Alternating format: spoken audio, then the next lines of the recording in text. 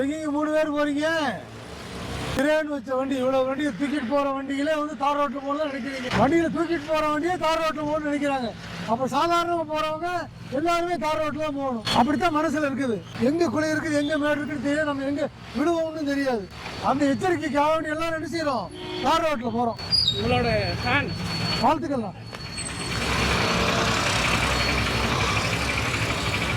கொஞ்சம் மெதுவாக வாங்க. ஏன்னா குழந்தைகளை பள்ளிக்கூடத்துக்கு கூடனாலும் அவசரமாக போக முடியாது. ஒரு வேலைக்கு போகணும், ஒரு ரயில் நிலையத்துக்கு போகணும், ஒரு விமானத்தை பிடிக்கணும்னா இந்த சாலைகளில் போனோம்னா முதல் நாளே கிளம்பணும். அதனால சாலைகளில் பயணம் பண்ணுறப்ப தலைக்கவசம் போட்டுக்கோங்க தம்பி.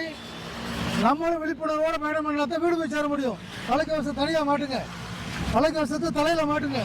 சாலைகள்லாம் மோசமா இருக்குமா, வாழ்த்துக்கள்மா. அம்மா தலைக்கவசம் தலையில மாட்டிக்கோங்க. அங்கிருந்து வர்றப்ப மெதுவா வாங்கம்மா. கார் பாருங்க ஒட்டி வருது பாருங்க. அங்கிருந்து வர்றப்ப மெதுவா பார்த்து நின்று திரும்புங்க. தலைக்கவசம் தலையில மாட்டுங்க தம்பி. யாரோ ஒருத்தர் வேகமா வந்து தெரியாம தட்டிட்டாங்கன்னா நம்ம பாதுகாப்பா போய்க்கலாம். கிளிப்பை மாட்டிக்கோங்க அண்ணா, கிளிப்பை மாட்டிக்கோங்க. நிப்பாட்டுங்க ஒரு நிமிஷம். ஏன்னா குண்டு குழிவை எத்தனை இடத்துல குழியா இருக்கு பாத்தீங்கல்ல, இது மாட்டீங்கன்னா இல்லைன்னா தலைக்கவசம் தனியா போயிடும். சாலைகள் கூட குண்டு குழிவா இருக்கு நிறைய இடத்துல. நம்ம பாதுகாப்பா போவோம், விழிப்புணர்வோடு இருப்போம்.